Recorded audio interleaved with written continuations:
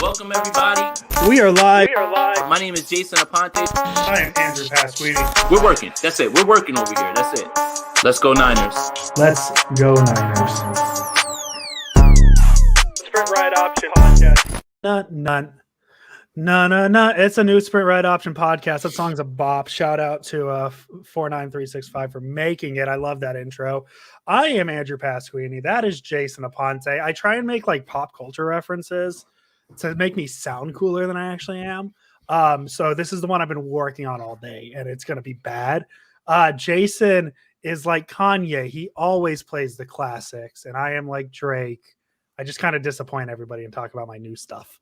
That's my pop culture reference for the day. I think that what happened last night was just more like Drake was like, yeah, okay, we'll bury the hatchet. I'll play my new records and we'll get out of here, you know. And I think that was more just like, I'm paying homage. That's it. We buried the hatchet. We're helping Larry Hoover, and it's done. I think that's more what it was. So it was cool. It was very cool. I loved it. Yeah, I guess. I mean, I don't know. I was really more happy to see Kanye curse and do all of his classics, and I think that you know, with Drake, it is what it is at this point. You know, he is the now, but everybody who is in the now is trying to catch Kanye because there is very few of these new guys without Kanye West. And there's our hip hop talk for the podcast. That is the hip hop talk. I know everybody comes here to hear us talk hip hop. They really want to know Andrew Pasquini's opinion on hip hop. So we are here to preview the 49ers against the Cincinnati Bengals. I guess the fun way to look at it is this is technically the Niners 18th game, their first ever quote unquote 18 or 17th game. Because this is the extra team. The Bengals weren't on the schedule until they announced the 17th game, and this is the 17th game. So there's your fun trivia question. Who's the first ever 17th opponent for the 49ers? I guess it's technically the Rams, but it's also technically the Bengals. Yeah, and that's actually a really good point. I mean, I don't know if you wrote that down, but that's great. Also, I would ask that anybody who's watching this show live on YouTube right now, please like the video. If you're new here, subscribe to the channel, hit that notification bell for whenever we go live. 2 times a week, we'll be doing Sprint Right Option. Plenty of things to go over the entire week, though, on the channel. So, but yeah, that is a really good question. Honestly, that's something I didn't really think of. That's why you are the engine that drives this podcast. Those nuggets right there, those set of nuggets. I'm the interior. Jason's the outside that makes everything look good. So that's what it is. I make it run. Jason makes it look good. I was also going to make a poll. Yeah, you didn't say send it up in the algorithm. That's my favorite part. Mm-hmm.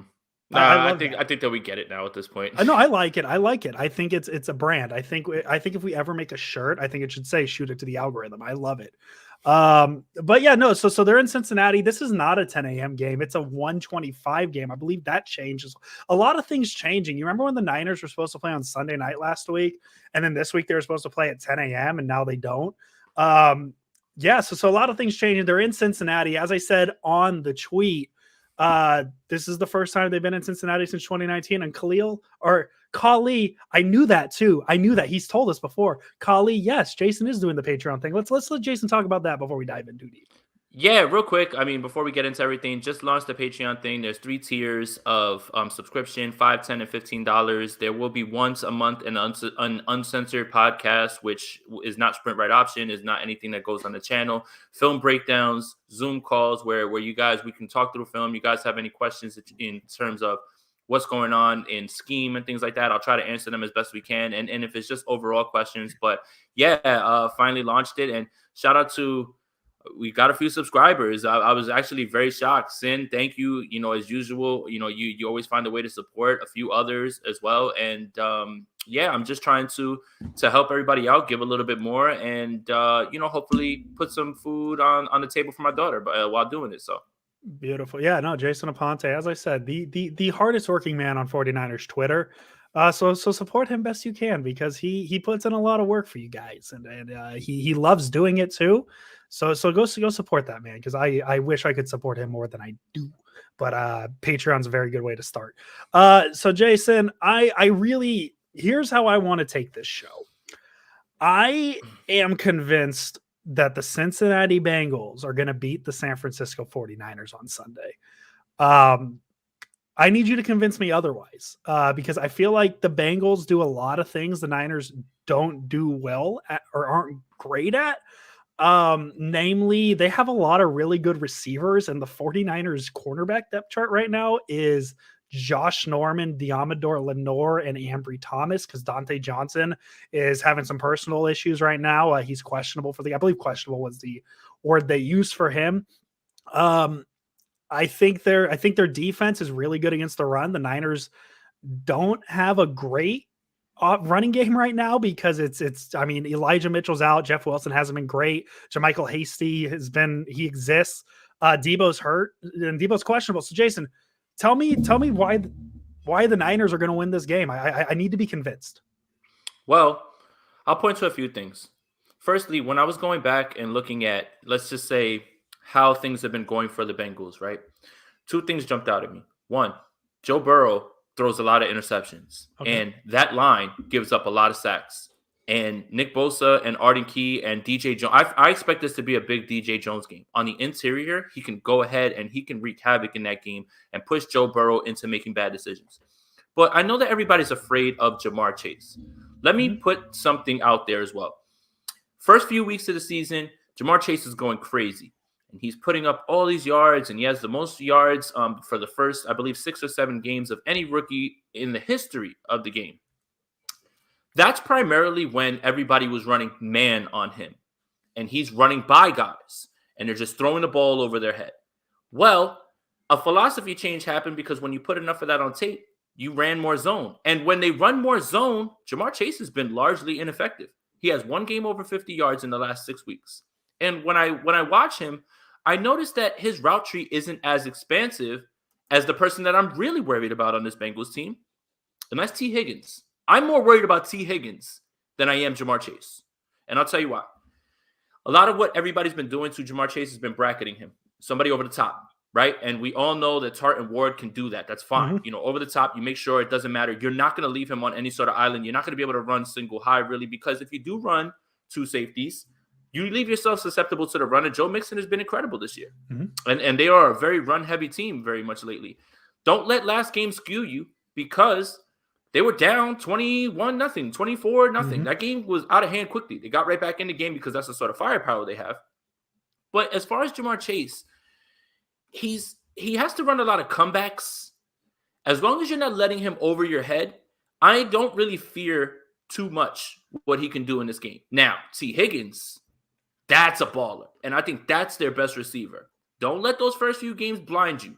T. Higgins can run all the routes. He's a jump ball guy. He can put pressure on the defense over the top. For a big man, he really can stretch the defense. But in terms of that, Tyler Boyd is who he is. Very, very shifty slot guy. But I feel like the 49ers defense this week, they're in a spot where if you lift what has been going on with other defenses, like the Chargers, they got a bunch of sacks in this game. Joey Bosa played 9 snaps. Yes. 9 snaps.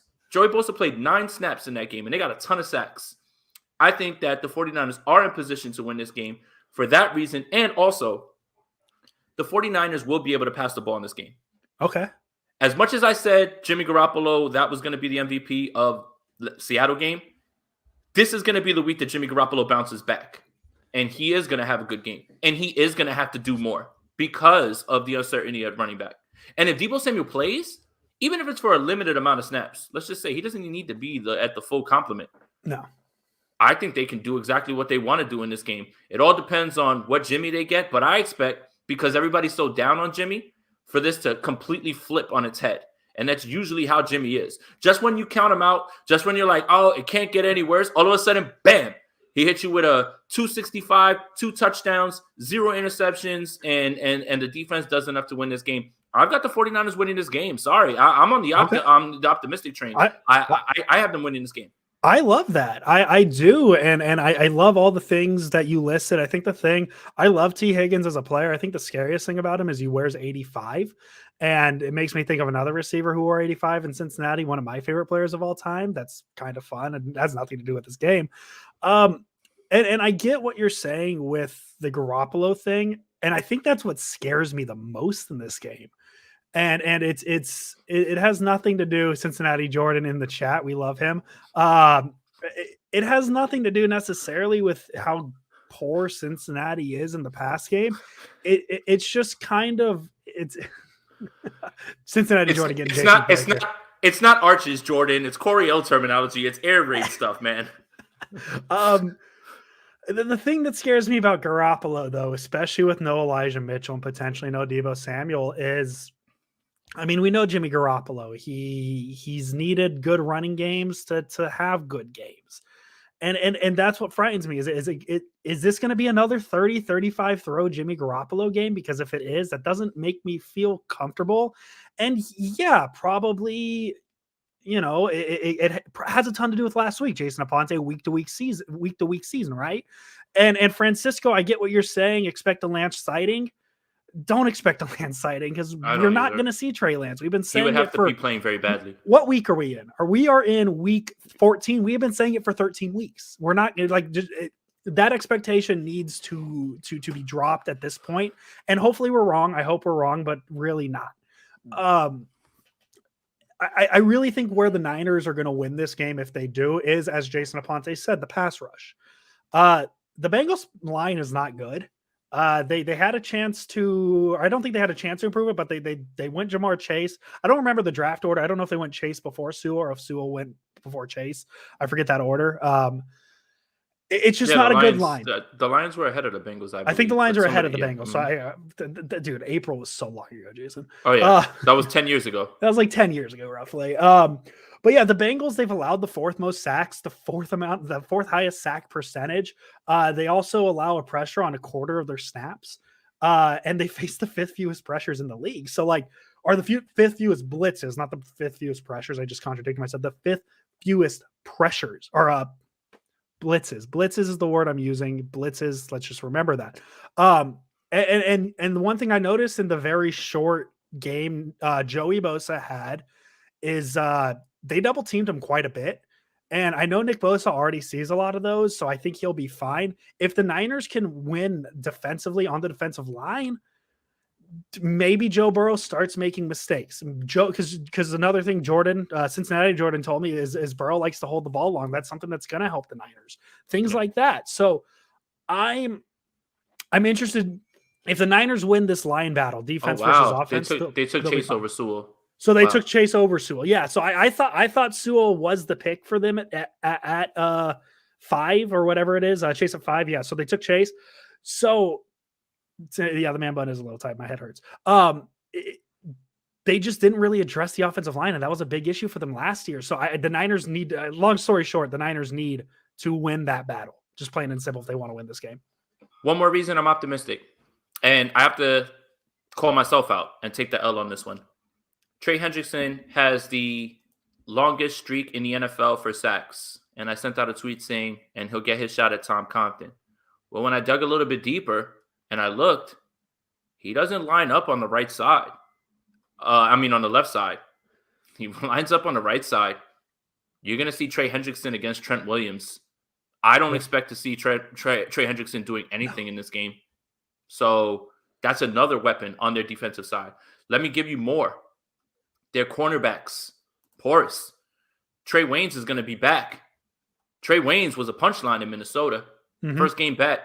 As much as you want to make fun of Josh Norman, Dante Johnson, everybody, not worried about him. I'll tell you who was really good in their secondary, Jesse Bates. Very good. That's one of the most underrated players in the league.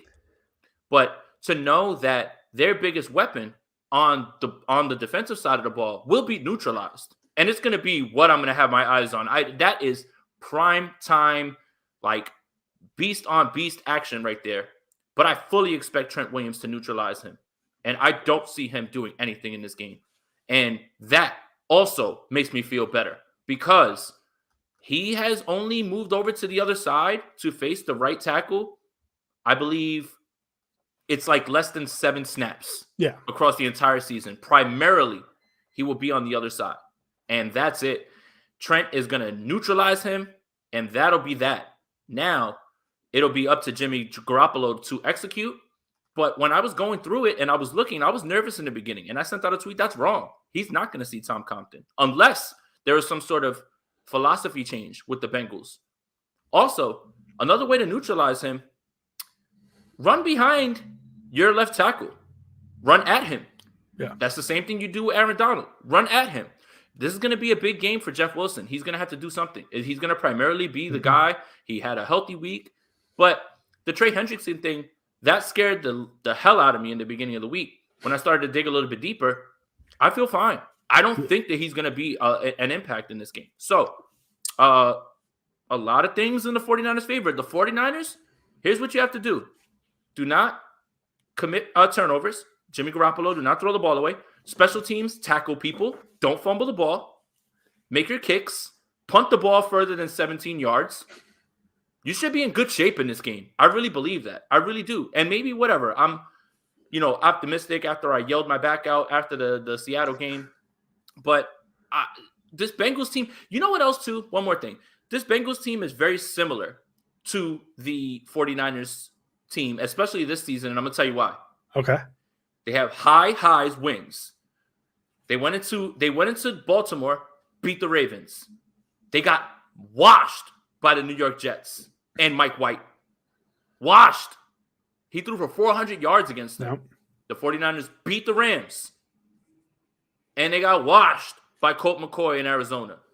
Very much their seasons are obviously they're in two different spots, right? Cincinnati's an up-and-coming team, very young. The 49ers were supposed to be a veteran team that was supposed to be making a Super Bowl run. But they have certain parallels in terms of up and downs. Like, you really can't get a hold on what this team is. So that's why they're very similar. This game is going to be close. But I have the 49ers winning because the 49ers can neutralize what they do well. And they can take advantage of what they don't do well. And I think that, again, based on everything that I've seen, this running game, if it even picks up a little, like if Jeff Wilson even has a game where he rushes the ball 22 times for 85 yards, forget it. Now you're playing like now it's really a shot to like win this game by like 10 or more points. But if Jeff Wilson has been the Jeff Wilson we've seen lately, then it's gonna fall on Jimmy Garoppolo. And the reason this is not a football reason, this is just the chaotic nature of Jimmy Garoppolo, the inconsistencies. Just when everybody's starting to count him out, including myself after the Seattle game, this will be the game that he has a big Jimmy game. And for a big Jimmy game, I mean this. 265, 2 touchdowns, 0 interception. That's a big Jimmy game. And that's a huge shit. If Jimmy gets 265, 2 tutties, no interceptions, we're feeling good.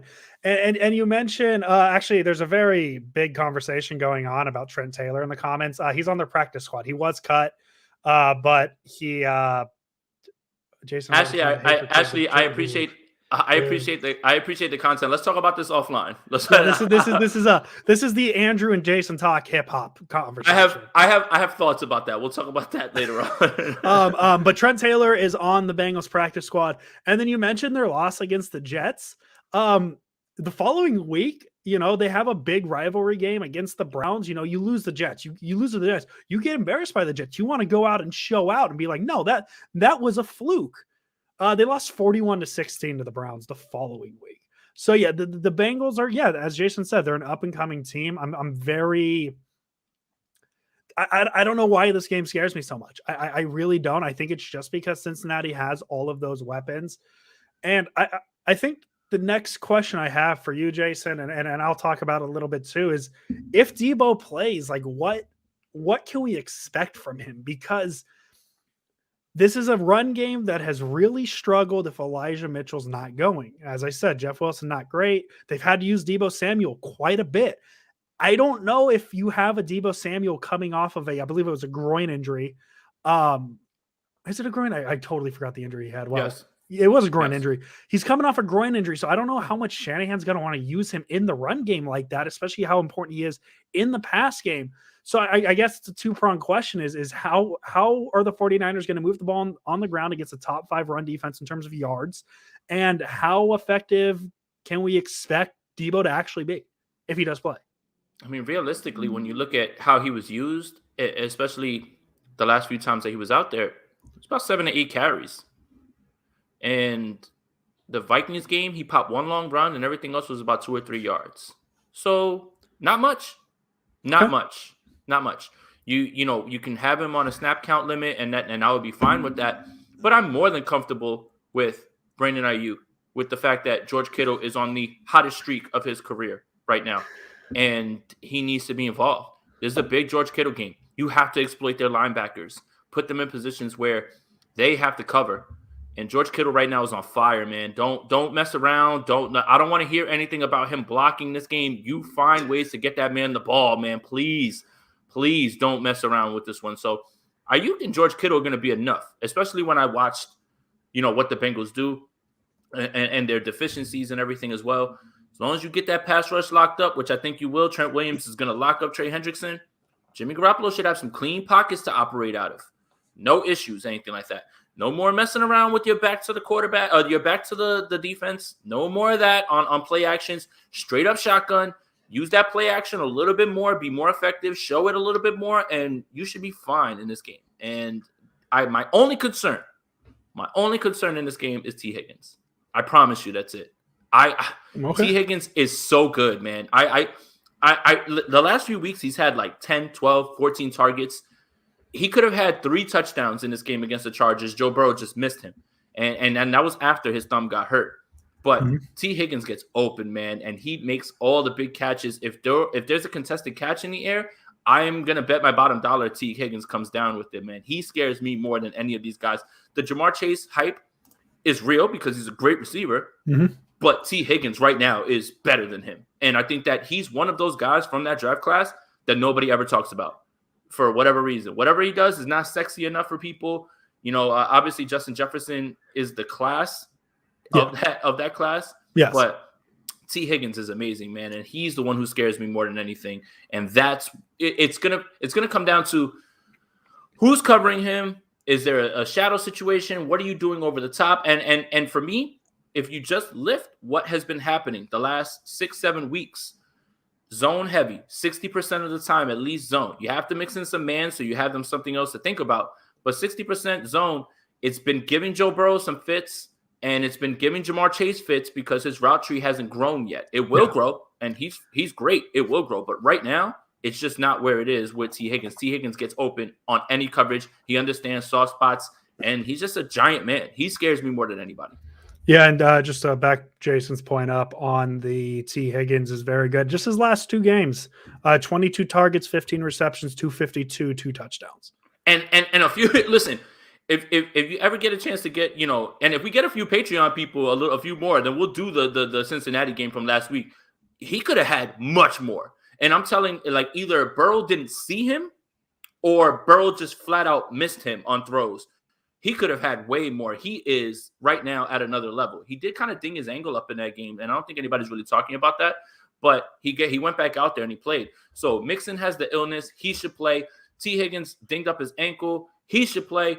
Burrow hurt his thumb. He should play. But it's not like they're the exact portrait of health at this point right now. Mixon should be fine. No, I think that like he's not battling an injury. He just has an illness. But those other two, there's a little something there. But they're going to play through it. So we'll see how much that affects the game. But those are some things that I noticed when I was watching.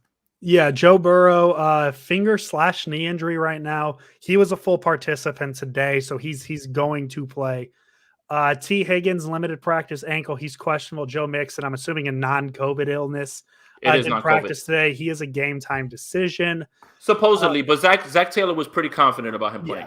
Yeah, more with non-COVID illnesses, if they're game time decisions, I'm assuming they're playing. So I mean, it's going to be an interesting game, and I think the thing that worries me the most, I know Jason's saying T. Higgins and Jamar Chase and all that. So I just think the thing that worries me the most, and it's the thing that's worried me every week since the start of this season, is the 49er cornerbacks, and I think that's where the receivers get a little scary. And that's where I think it bounces back to the importance of a good pass rush is if Burrow gets time to find those guys and find those weak spots in the zones, then I think it's going to be a big issue for the 49ers. But if the pass rush can get there and get Burrow a little uncomfortable, because I mean, he is playing with that finger. I know he played with it all week last week. And I know it's hard. If I dislocated my pinky on my throwing hand, I'd be out for like a month and a half, just not even wanting to move my hand. And Joe Burrow went out there. And so like, I understand it's tough. And he's a very tough guy, but we'll see if it affects him again this week, because it definitely affected him against the Chargers last week. And if you watch that game, he was handing off with the left.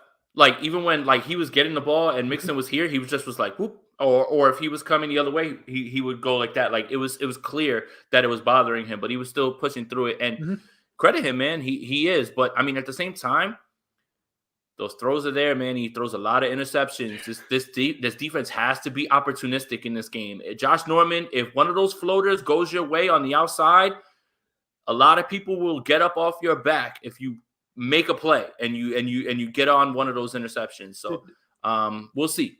Unrelated to anything, but did you see the interception? I think it was the pass to Chase. And Chase had his guy beat. And and he just handed it. Burrow dropped it in there perfectly. Oh, it was a beautiful throw. Tipped it straight up. Yeah, it was a what? It was a beautiful throw. He dropped it right in there. Dime. Yeah, he drops it in here, and Chase literally like punched it up and just like handed it to the defender behind him. And the defender was like, "Oh, what? Oh!" He came down with it. Like even the people on the if you watch the Chargers sideline, if you get a chance to watch the All-22, it's like one of the funniest things because I was literally just watching it this morning. He literally the ball is here like while he's running the route, and if he catches it, it's like a walk-in touchdown because he is that fast. Yes. But it hits his hands and he just throws it right back. Like it's almost like he was just like, "Nah, I don't want to hear you." And the sideline went, "Oh!" Like they were like, "Oh my god!" Like they were ready for the worst because it was a dime by Burrow. It was a dime. Man. It was almost like he was trying to pull it into his chest and just forgot where his chest was. I've never seen something like that. It was pretty wild. I mean, it's a big play for the Bengals. It turns into a big play for the Chargers. I guess since we covered the Bengals injury report, we should talk about the Niners injury report because there's a few interesting things. Dre Greenlaw's out once again. Deebo Samuel's questionable. Dante Johnson is questionable. That's a relatively big one just because of where the Niners cornerback depth is. And then also Elijah Mitchell's out. So there's kind of the important ones. Bosa showed up on the injury report this week, not injury related, so I'm not concerned. It's probably just a rest day. Things like that. So this, as I said, I think Jason talked me into it a little bit. I'm feeling a little better about this game. I'm feeling something. You know what I think it is? I think the Bengals changed their jerseys and they look more intimidating now because the black with the orange shoulder pads wasn't a great look. They got the new clean jerseys. So maybe that's what it is. I don't know. I'll say this. It's definitely not the Bengals team the Niners faced in 2019. No, absolutely not. Absolutely not. I'm trying to figure out what this means. If you can give me some clarification in the comments. I don't understand. I've never played football, so I don't know have I ever played a game when I thought I was injured? So no is the answer to that, but I don't see how that I don't get the correlation. So I mean, just let me know in the comments what you mean by that. Yeah, I don't get that. Yeah, I think about back to the finger thing. I don't know. He played through it. I mean, he played through it. All credit. And wait a minute, and they were down 20 something points, and he could have. They tied the game. He could have easily said, "Hey, 24-0." I mean, Zach at that point, like Zach Taylor's got to be like, "Hey, man, let's like pull it back a little bit here." This is good. This is good right here. Vader Joe says, "What happened to us? To be in a spot where we missed Dante Johnson is a high impact loss." That's kind of where we're at. Hey, look, I have had the unpopular opinion all week that I feel way, way more confident in Dante Johnson than I do Josh Norman for two reasons. One, there's not really much film of him getting cooked in coverage. You can't find it. And if you can, and you can send it to me, I'll Venmo you $10. That's how confident I am that it's not out there. One, because he hasn't played that much, and two, it just doesn't exist. But another thing that he does that I will feel good about, he actually understands his assignments, and he actually will play the assignments the right way. Fred Warner went up to the podium and was asked about Dante Johnson. And he said, "I'm happy that he's going to be there because he's so smart." Now, look, physical talents aside, and I understand he's a punchline for everybody. Maybe he doesn't have the ball skills that, other secondary members have.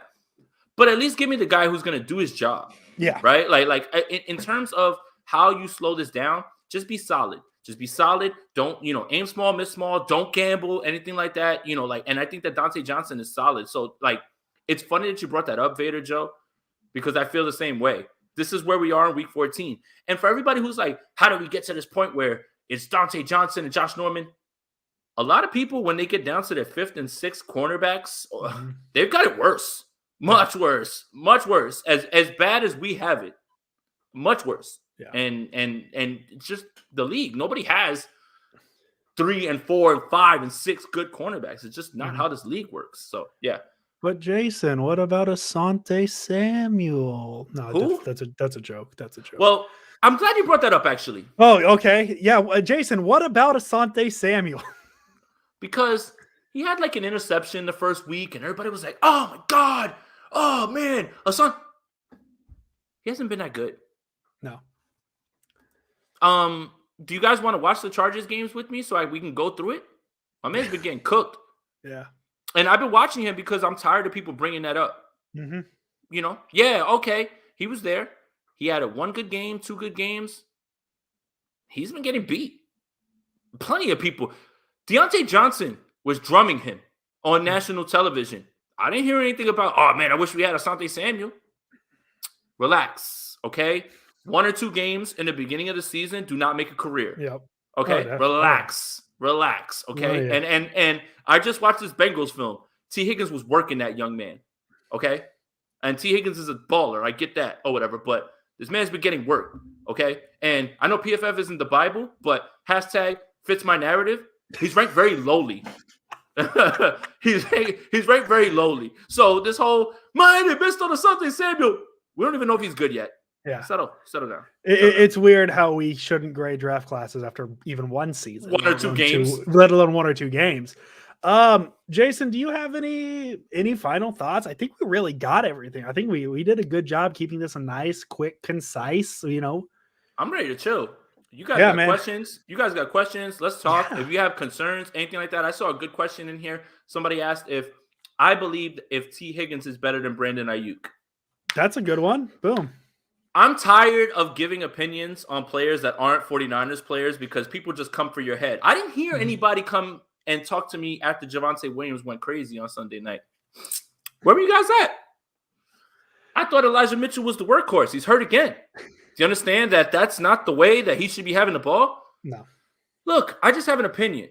Javonte Williams is a dog, but none of you guys went and apologized after you went crazy on me on the internet. You guys, oh, what are you talking about? Elijah Mitchell, blah, blah, blah, blah. Javonte Williams cooked the Kansas City Chiefs in his first chance to show you. Look, guys, I'm a 49ers fan. We all are. Other guys play football in this league. They just do. And that's it. That's just my opinion. So if we want to talk about Ayuk and Higgins, I have to give the nod to Higgins right now. I do. I just do.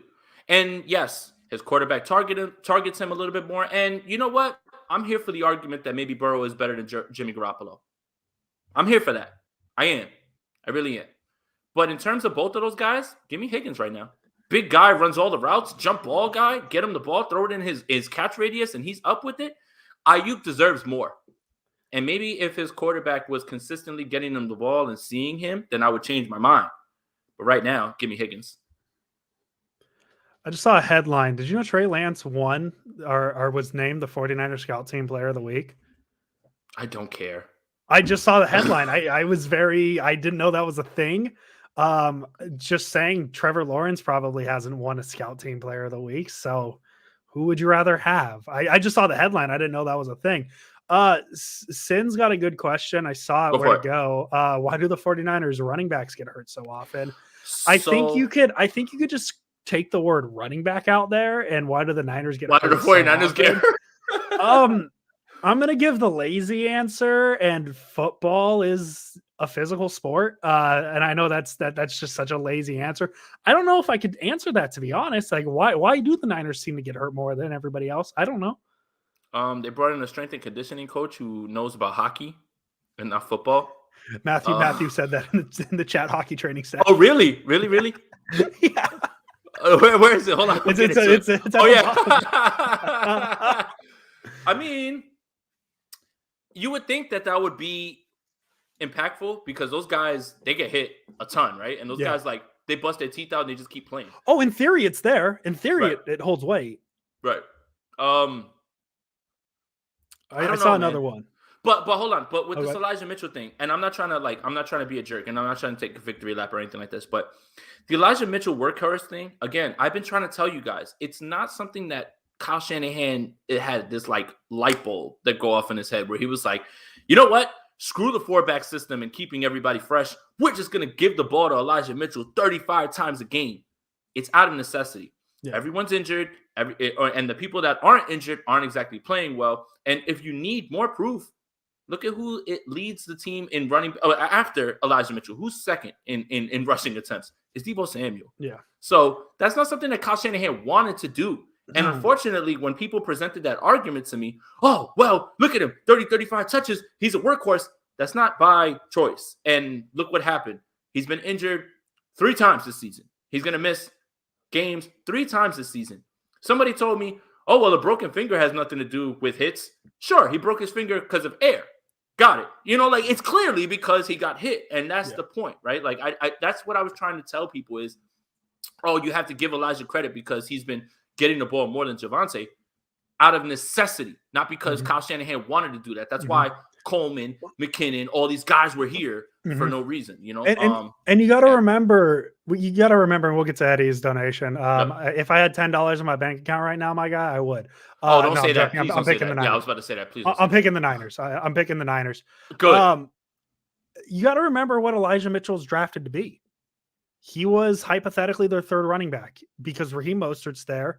They draft Trey Sermon in the 2nd round. He's there to be maybe even the 4th running back behind Wilson as well. So what we've already seen out of Elijah Mitchell has been nothing short of spectacular. But you got to remember, man, he was never drafted to be the every down back like he's been the past couple of weeks. So that's my thing. Explain Barry Sanders, the injury concept. Barry Sanders wanted to leave Detroit. Yeah. That has nothing to do with injuries. Yeah, sorry, Don Burr. Him and Calvin Johnson said, I would rather retire than to continue playing for the Detroit Lions. It had nothing to do with injuries. One more thing I wanted to say, too, about Trey Sermon. I have a new axe to grind. Uh-oh. The 49ers allowed the Denver Broncos to jump up and draft Javonte Williams in front of them, and then they took Trey Sermon. I'm done with the Terry McLaurin, Jalen Hurts stuff. That's the one I'm on. We're on a new one. We're on a new one. And I'm not letting that go. I'm not letting that go. Especially once Melvin Gordon leaves next year and Javonte is getting 25, 30 carries and Aaron Rodgers is their quarterback and he has those empty boxes and everything. I am not letting that one go. I will not let that one go. So if you guys want a new meme. There it is. The 49ers should have drafted Javonte Williams. Like, if you were going to draft a running back, which didn't make sense, especially what you Elijah Mitchell, why on earth did you let Denver jump in front of you to get him in front of him, and then you took Trey Sermon to not use him? I just make it make sense. Please help me. We're catching up on questions. This one's a little higher up, Jason, so you don't have to go find for it. It's from Ashley. It's right after Sin's question about the running backs. Came in late, so I'll have to go back and watch. But did you talk about maybe Kyle should be spreading the ball around more? Yeah, he should be. I think some of it comes into play where the quarterback situation makes it a little harder. I know last week it made it a little. My theory is dying a little bit because Kittle got a lot of looks last week and Garoppolo wasn't great, so my conspiracy is dying a little bit there. But yeah, they have weapons. They have them, especially when Debo's there with Ayuk and Kittle. I don't know why he's not spreading the ball, and I think it just comes down to maybe his comfort level with the quarterback. That's what it is for me, at least. Oh, Jason's gonna make a point. I'm ready. Jason's feeling himself today. He's. Do you want to know why? Do you want to know why Brandon Ayuk's not getting the ball? Yeah, tell me. I'm curious. The quarterback doesn't see him. Okay. He's running wide open on many plays in the Seattle game. And all it takes is just one more second of going through your progression, waiting for a window to open, and then hitting him. Brandon Ayuk is doing everything that he can. You can't throw the ball to yourself, unfortunately. Hate to be that guy, because I've already been labeled a Jimmy hater. It's fine. There's nothing I could say, even when Jimmy plays well, I say, hey, Jimmy played a great game. And, hey, I expect Jimmy to play well. It doesn't matter. I'm a Jimmy hater. But when you watch it, it's one more second that he has to wait. If he waits a little bit longer and he hits, and if he understands the route concept, he understands the coverage, then he can hit him. And if you notice Brandon Ayuk on the All-22, when he's not getting targeted and he's wide open, what does he do? He like flips his whole body, and his body language is like, what do I have to do, bro? And Ashley, to this point, Kyle has plans to spread it out. There's one person holding that back right now. Don't want to turn this into a Jimmy Bass session, but when I was watching, that's what I noticed. It's like, just wait another second.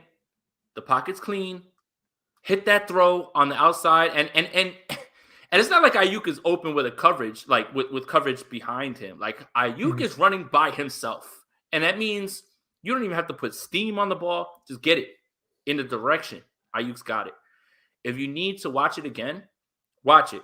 And then watch Ayuk's reaction when he's not targeted. So unfortunately, it just is what it is in terms of that. So there's a play I can directly bring up because I sent it to Rich when I watched it. There's a play against Minnesota where Ayuk finds a soft spot on a quick route and Garoppolo takes the dump down, and there's definitely a reaction from Ayuk, and it's definitely got to be frustrating.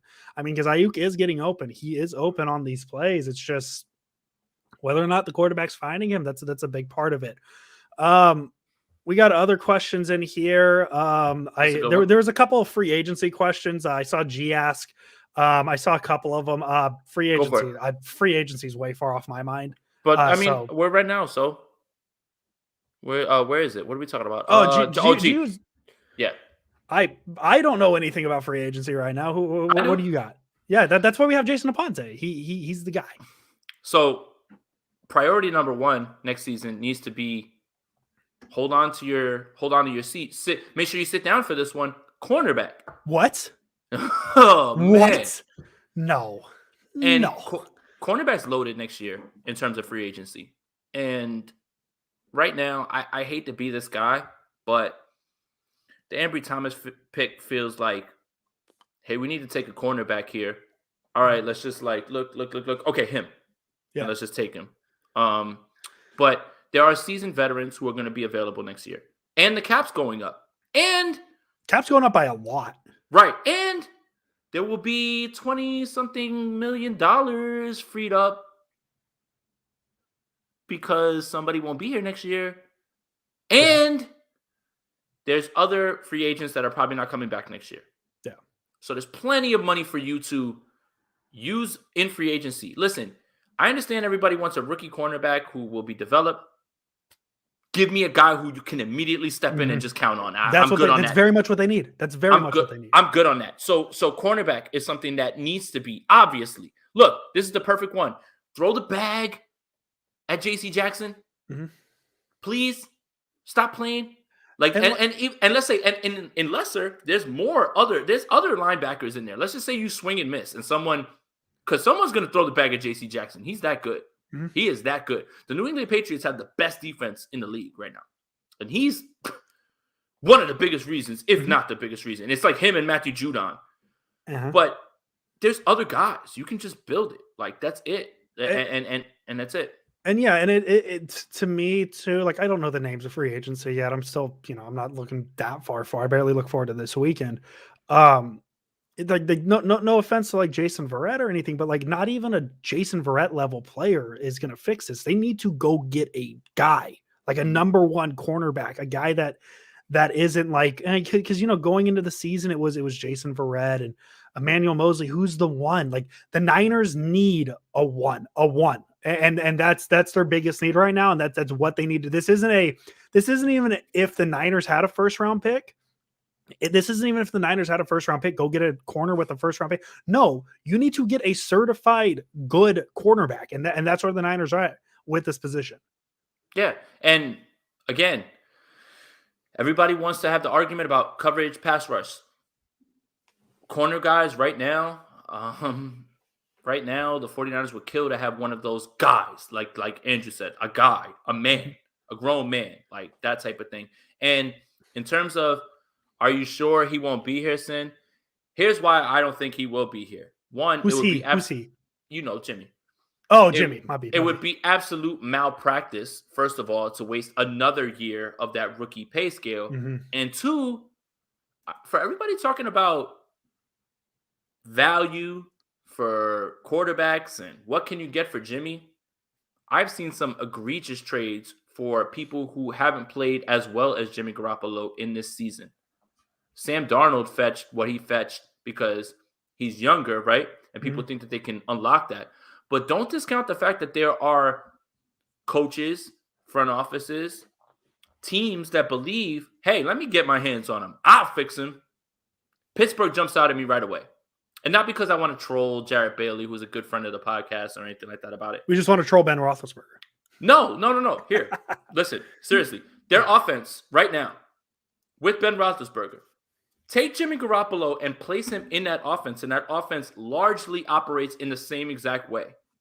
Intermediate throws to Dante Johnson, nothing down the field, check downs to Najee Harris. And Pittsburgh has already come out because this draft class is what it is. That's why the 49ers went in on this draft class, is because this next year's draft class is not it, in my opinion. He can largely operate this offense and put you in a position to win games. Listen, say what you want about Jimmy Garoppolo. And it's been said, give him an offensive line, let him operate the offense efficiently, play good defense. He can run the ball a little bit. Jimmy Garoppolo can win you games. Is he going to win you a Super Bowl? Probably not. But don't discount the fact that he's still a starting quarterback in this league. And people will pay through the nose for that. They will. And that's where I'm at with it. That's it. Jimmy's not trash. No. And I've said this a million times, and it doesn't matter. I get labeled a Jimmy Garoppolo hater. It's just my problem is when you need a little bit more, when you need that extra, and you need to rely on the quarterback, it can't happen through Jimmy Garoppolo, unfortunately. That's it. Let's go back to Mark's question because you pulled it up on the screen and then we started a whole other thing. Do you think Kyle gives up some of his power after this season as far as draft picks and personnel? That's a great question. That's a fantastic question. I don't even know if Jason and I are going to agree on it. I'm going to say no. Okay. I really I don't like the term of Kyle's ego, but it's definitely something that exists. Like that's a thing that 100% exists. It's something that I want to deny as a thing because I don't like to think of a head coach having an ego like that, but that's just kind of what it is here. I don't think he's going to give it up. I think that's something that he prides himself on finding the right guys and finding because look at what's his name? Brandon Ayuk, right? Like he wasn't on my radar when at that draft class. And that was something I tried to look into. Jason's frozen there. He's back. And he goes up and finds those guys. So yeah, it's, the Niners drafts have been so interesting because they miss on guys quite a bit, but they also hit on guys you don't expect them to hit on. So I'm going to say no, he's not going to give up power. Here's the hard part with this, Mark, in my opinion. Certain guys we can attribute to who, right? Solomon Thomas, that's a John Lynch pick. Brandon Ayuk, that's a Kyle pick. Dante Pettis, that's a Kyle pick. Those are Kyle picks. In terms of who gets the credit for other picks, that's the part that I'm a little hazy about, and I don't know, right? Who drafted Trey Sermon? Who wanted Diamador Lenore? Who wanted Embry Thomas? Who wanted Aaron Banks? I don't think we'll ever know. No. What I will say is this. We can speculate till the cows come home in terms of who it was, but for every miss that they have in the draft, you give the team credit for their undrafted free agents. These Jair is the best linebacker on this team this season. This season. And I dare anybody to argue with me about that. Emmanuel Mosley was incredible. Undrafted free agent. So you miss in the draft, but you also have to give the regime its props for when they hit on undrafted free agents. It's not always about that. So I think that when it comes to this question in particular, Mark, do you think Kyle gives up some of his power after the season as far as draft picks and personnel goes? I think that it's hard to figure out who wants who. And I know that the one thing I know for a fact, game day, Kyle has all the power on the personnel. I know that for a fact. That's why if you see Brian Allen last year playing, that wasn't Robert Saleh's pick. No. That was Kyle Shanahan saying that's his guy. So I think that it's hard to explain or it's hard to answer this question because we don't know who exactly wanted what. And how much of it is Adam Peters? Like that's another thing to throw in. So it's a complicated answer, and that's I feel like I didn't answer it at all, but that's like the best way I could try to rationalize what I was saying. Perfect. We have somebody Matthew McHose. We don't ever sign top tier corners. It never works. Remember Antonio Langham, Nate Clemens, Namdi. Namdi was already passed. Like Namdi was, we knew what Namdi Asamoah was at that point. But at the same time, like Carlos Rogers wasn't particularly bad, like especially the Super Bowl year. I mean, my opinion on free agency, just in general, in every sport, save maybe the NBA, because you know what NBA players are.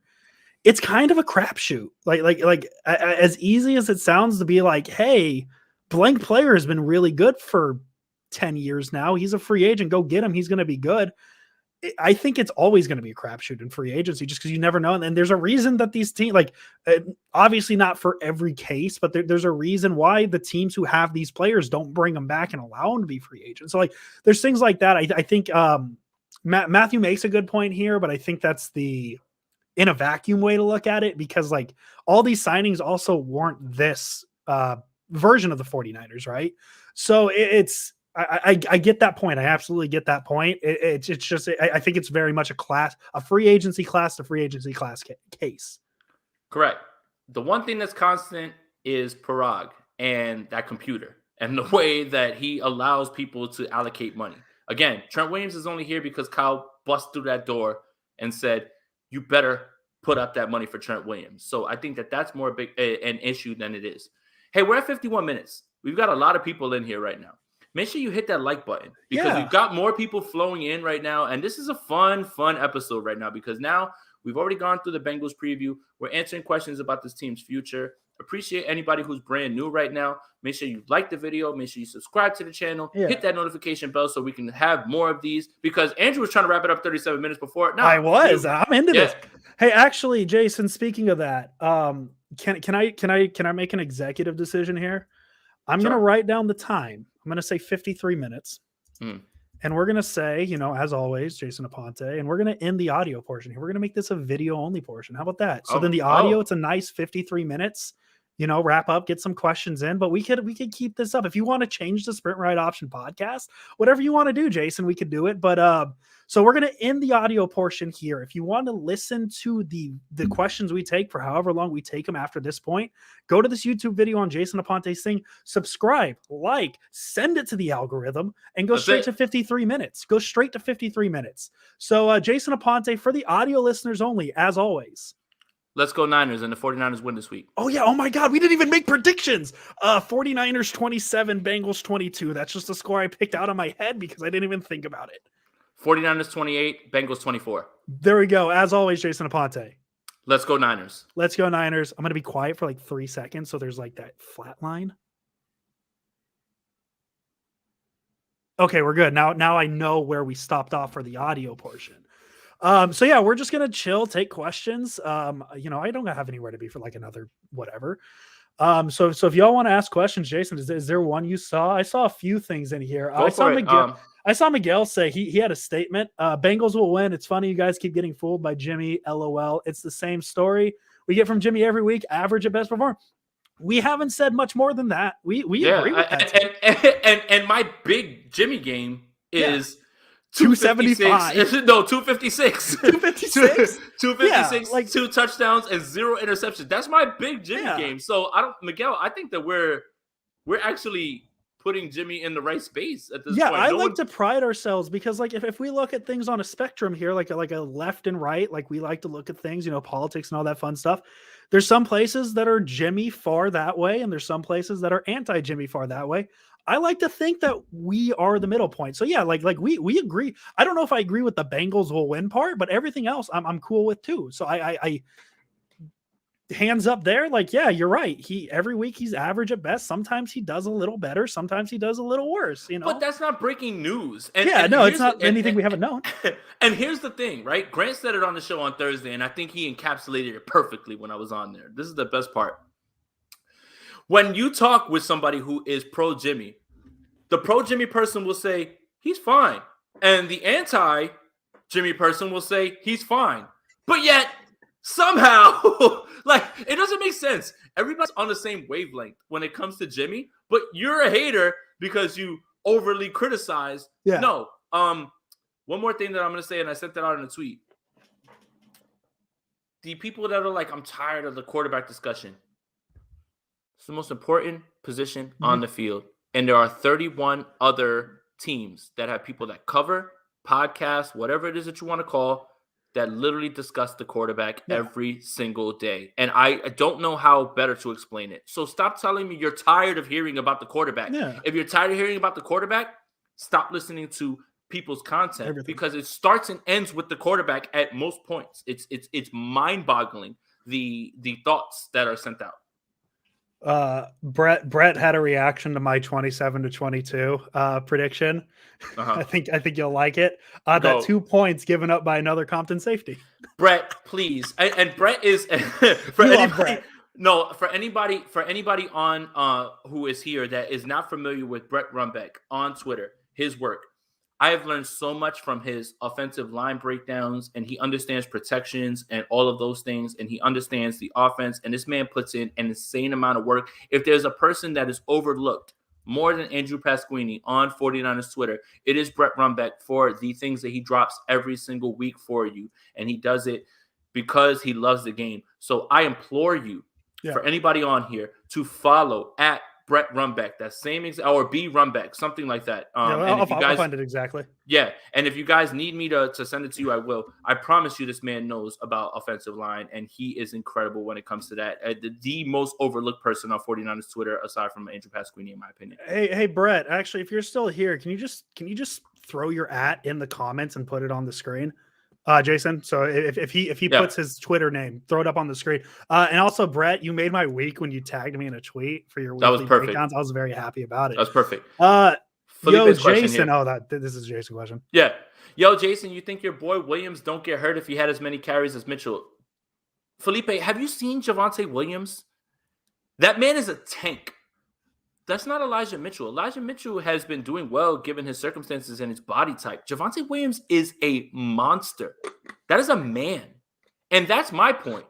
More about, well, can he handle it? Yes. Yes, he can. Just because he hasn't been asked to do it doesn't mean that he can't. That is a giant man.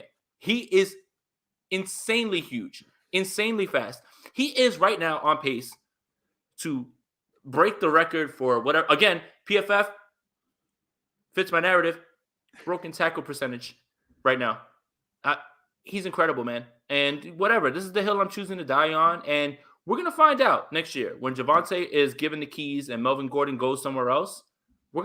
Let's circle back on this discussion, right? Because last week, I didn't even really take a victory lap. I could have quote tweeted a bunch of people and been like, hey, man, update. How you feeling? What are we looking at? But next year, when Javonte gets the bulk of everything, we'll circle back on that one. Hey, George Bailey 2.0 said, dang, missed the show. If you're still here, man, we're gonna be talking, hanging out. If you have questions, shoot them. Brett is the man. Brett is the man. Brett is very much the man. Go follow him on Twitter if you can. I saw a question I liked that kind of bounced off of what we had first time here. Jamie, thank you. We appreciate it. Somebody asked a question that outside of cornerback, what position would we sign first? Yeah, there we go. Kenneth makes the point. That's Elijah it. Mitchell wasn't drafted to be a 3-down back, and he's overused. That's what it is. I appreciate you, Kenneth, for using your football knowledge, man. I mean, that's it right there. Go ahead. I'm sorry. Somebody, I can't find it. We got a lot. Oh, yeah. Eddie Faithful 49 asked, in offseason besides corner, what would be a priority? Who would you extend? Who would you sign in free agency? I'm going to go, as I said, I don't know the names. Outside of cornerback, I would say right guard. I saw somebody say right tackle. Mike McGlinchey still exists.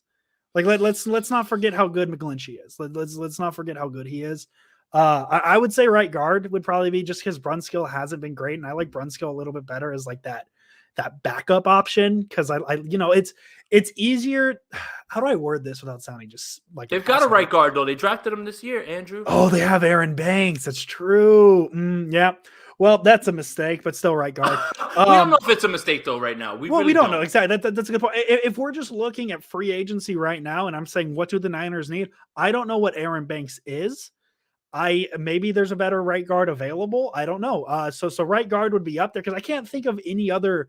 I mean, I guess if we want to get really in depth, if we're running with the theory of Jaquaski's going somewhere else. I think Kwaski's gone. A second safety would probably be really nice because Talanoa Hufanga probably should play a little closer to the line, in my opinion. And there's numbers. I saw numbers on his passer rating when he plays safety. It's not great.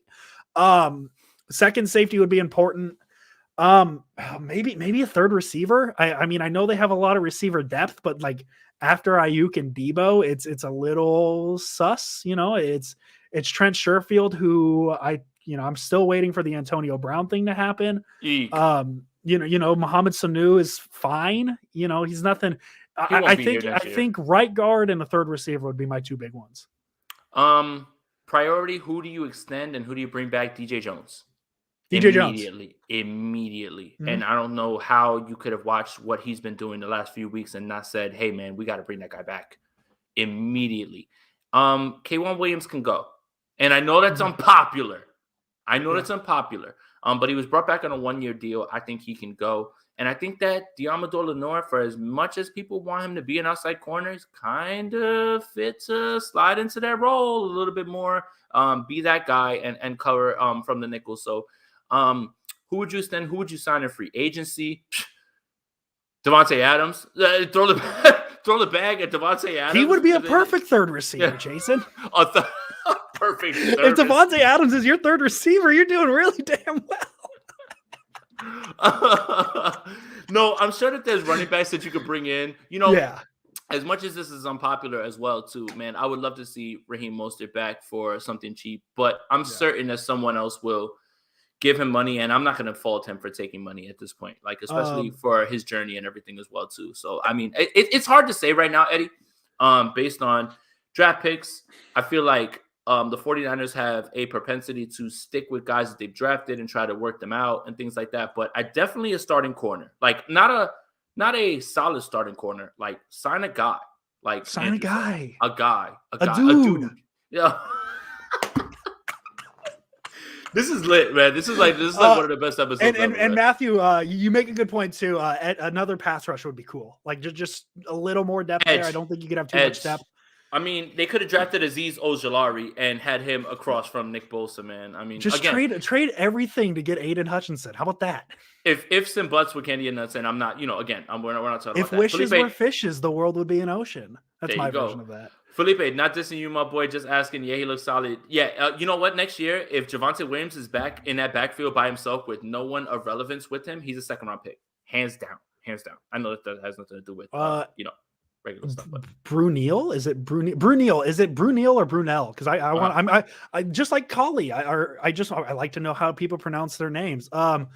Is it true that there are talks about Azeez getting a long-term contract? I don't know. I don't have any insides. I've seen whispers on Twitter, but other than that, nothing concrete. And I would be very for it. But Azeez is a restricted free agent, meaning they can match anything that is thrown out there with them. So at least that is in their hat. But someone is going to see what Azeez is doing. And this is why when I had my pay Azeez and bring him back and trade Dre Greenlaw take was so ill received a few weeks ago. And now all of a sudden everybody seems to be on, well, Dre Greenlaw doesn't need to be back on the field anymore at this point. It's if we're talking about perception around the league, Azeez Al-Shaair is continuing to boost his stock. Someone is going to offer him money. So it behooves the 49ers to go ahead and get this done and do not let him get any offers, because you will end up having to match someone else, because you cannot let this man walk. You cannot. Jason, can I pull off a Jason Aponte where like we go, look how right we were? We've been on the Azeez train since like week 3. Like we've been on that. Like Azeez is like it kind of started with like maybe we need to look at Azeez over Dre Greenlaw, because like Azeez like makes the run defense better, and Greenlaw, he is what he is, and it's just fully worked its way up to like Azeez is just the dude. Man, DC, you spitting right now because Ramondre Stevenson's really good, man. He is really good. You're right. Absolutely. And like my thing, like the thing that I don't want to rip on Sermon because I think he was put in a unfair situation because I hated the Niners trading up for a running back. Just like it could have been Trey Sermon, it could have been any name, maybe not Javonte Williams, because if I say that, Jason would stab me. He would literally fly across the country and stab me if I said that. But like trading up into the second round to get a running back just feels icky. Jason, elite first name, first of all, while we're going through this real quick, just want to let you know. Is it that Sermon's really that bad? No. And my tinfoil hat time, let's pop it on. Something happened. Something behind the scenes. Something happened. Trey Sermon missed the meeting, skipped the meeting, showed up late, something. Because it's not play. When he was forced into duty, obviously that Green Bay game is the first game that you look at and say, hey, man, Kyle Juszczyk was the first running back out, but Trey Sermon picked it up later on. And that Seattle game, he was fine. Something had to happen, Jason. I don't know, man. And I think that is something that nobody's going to ever find out and is not disclosed to any of us. That's how I feel. Wasn't he a healthy scratch before week one? Week one feels so long ago, but wasn't he a healthy scratch week one? Something happened. Yeah. Something happened. Something happened. I don't know. Hey, think about where this team is right now in running back, right? And Trey Sermon has been largely an afterthought. And right now, I think Kyle Shanahan would kill to have Trey Sermon in this game, considering everything that's been happening with everybody else. So, yeah. What other questions we got here? We got some questions. Let's see. Frank the Tank asked, if the Cowboys walk away from Zeke, are you thinking about bringing him into our running back room? Man, give me Pollard. And I think that's where Dallas is at with it right now, is because Pollard's cheaper. He's got a little bit of like zip to him, man. Like he's like, again, this is why you don't pay running backs. Mm-hmm. Let's look at these second contract running backs. Love Christian McCaffrey. The second contract looks bad already off the rip. Alvin Kamara's missed a bunch of games. Derrick Henry even got injured. Ezekiel Elliott has slowed down considerably. This is why you don't pay running backs a second contract. And this is why you draft them, run them into the ground for 4 years. When that fifth-year option is, you pick it up, whatever. But when they hit free agency, you let them walk and you draft another all over again. And I think that that's been the way that you should be doing it at this point. Hey, Jason, give me 2 minutes. I got to take a phone call real quick. Give me 2 minutes. You got it. I'm sure you. I know. Listen, I know I'm the expert. You're the rookie. You don't know how to handle this yet, but I think George you're doing Bailey. well. Yep, I'll take Pollard over Zeke for sure. Yeah, just turn your camera off. And last point I want to make about Zeke, and then I'll dip real quick, take a phone call. Don't pay running backs anymore. That's what it is. It's 2021, guys. Like. Yeah. Jordan Elliott, we love him. He turned me around on that, where I was like, yeah, go get a running back, man. Kyle Shanahan goes out there. He makes running back. I mean, Elijah Mitchell's not a workhorse back, and Kyle Shanahan's making him look like one to a point where people are asking him to be the work down back. So, Jason, take a few questions. I'll be right back. You got it. Eric, let me take your question real quick. We don't know what we're going to get from Trey, but they should have known what they were going to get from Jimmy. He can win with the top defense and running game, but who can't win in those circumstances?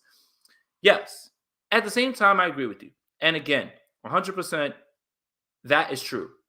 But Jimmy's not garbage, man. Like I don't want to hear that. Like that's the portion that kind of bothers me a little bit. Again, he's not going to be here next year. I understand all those things, but here's the thing. Here's my pushback on this, Eric. And if I could play the Jimmy side of this real quick. The amount of excuses that are made for better quarterbacks than Jimmy Garoppolo makes this argument a little weird. When Aaron Rodgers doesn't get the job done, they say, man, his defense let him down. He needs help. Man, why didn't they help him? Well, Aaron Rodgers is top 3. Aren't you enough to lift that? Everybody needs help. Everybody needs help. Russell Wilson was elite. He's won 1 bowl. That's the thing, is everybody needs help.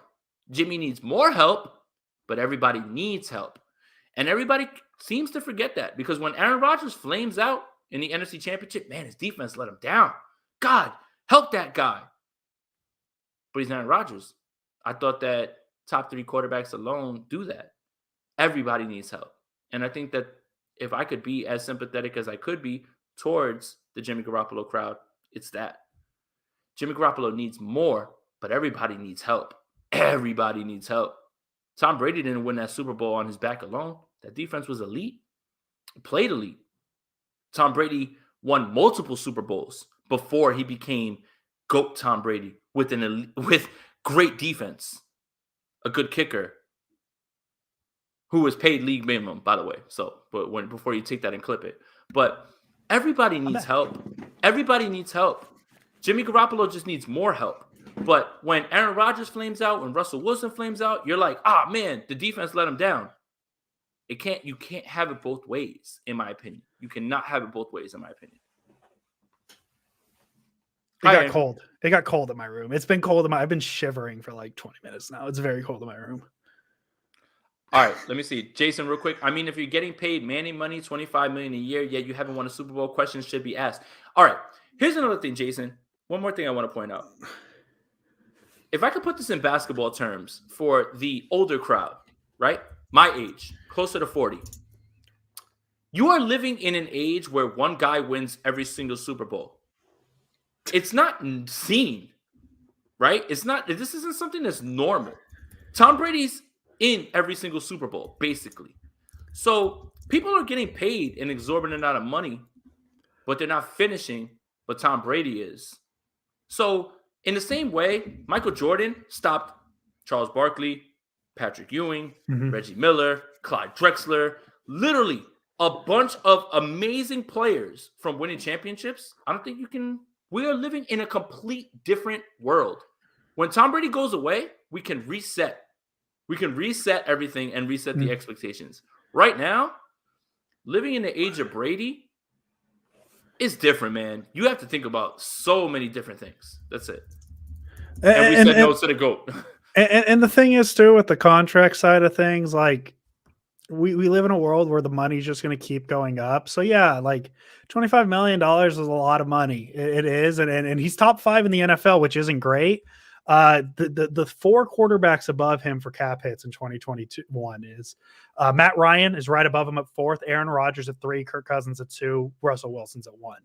I think I would comfortably say I would take 2 of the 4 above him, before Garoppolo, and that's Wilson and Rodgers. I can be convinced on Cousins either way. I think at this point I would take Garoppolo over Ryan. Things like that. So like I get the big money worry, but I mean, we live in a world where every time a quarterback signs the biggest contract in NFL history, we're about 2 weeks away from another quarterback signing the biggest contract in NFL history. So for that, like I get the worry about the quote unquote Manning money. But especially with how big quarterback is in the year 2021, if you think you have that guy, which the Niners did in 2017, they thought they found him, you have to lock him up. And that's kind of the trap of it is if he hits, you're looking, if Jimmy Garoppolo is the top 5 quarterback in the NFL right now, you are so happy to be paying $26 million for that. You're very happy to be paying for that. But that's the risk you take of locking up your guy before you really know what he is. Darius, I love this question. Did the year off really take from Ambry Thomas' game? Trey took a year off and looked fine to me. Darius, I want to say this with the most objective way that I looked at Ambry Thomas, because I went to write an article about Ambry Thomas and why 49er fans should be excited. Let me just tell you that when I was able to get his game film from Michigan, I scrapped that article because I didn't really have too many good things to say. And here's why. I chose to pick the best game, statistic-wise, of his, which was against Michigan State. And he had an interception in that game. Michigan rolled in that game. When I was watching his reps, he was getting beat by guys who have jobs now that won't be in the NFL, right? And when he was beat, he would tackle those guys. And again, in college, that's not a spot foul. It's only 15 yards. But when I was looking at the caliber of receiver, and this was his best game, statistically, best game. And the interception he had in this game was an underthrown punt that he just like literally got under. I got more concerned. And I literally told my editor, Javi Vega, shout out to him, 49ers Goldmine in the building. I literally told him I can't write this article. I can't. I was there because I don't have anything good to say. And then I went to a game where he got whipped. and it was the Notre Dame game. And it's funny because the guy that whipped him is a huge talking point right now on Twitter. Not 49ers Twitter, all of NFL Twitter. Chase Claypool. Chase Claypool whipped this young man.